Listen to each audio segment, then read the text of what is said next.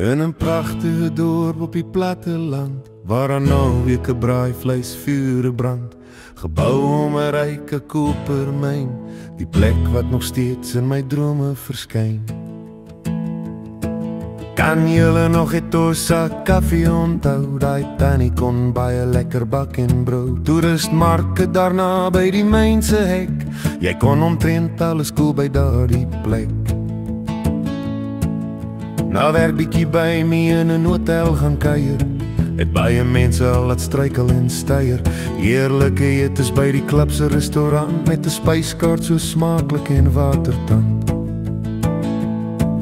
Daar was Nelson se winkel op 11de weg se hoek, die bakkery in Hoofstraat met die eerlikste koek.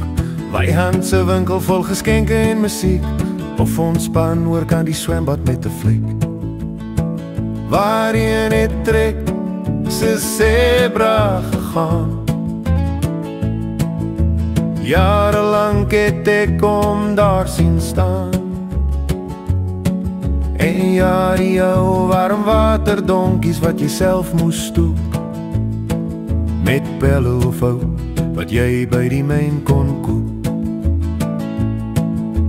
Daar is nog so baie om te onthou, as jy net jou fotoalbum op wil vou, van mense, plekke en al die gebeure, soms diep gebede agter jou onthou se deure. Daar was bankies in die park, amper by elke boom, waar jy kon kyk as water in die Jordaan afstroom. Hierdie plekkie is destyds som opgedoop, 'n dorp vol van drome, 'n dorp vol van hoop. 'n dorp vol van drome, 'n dorp vol van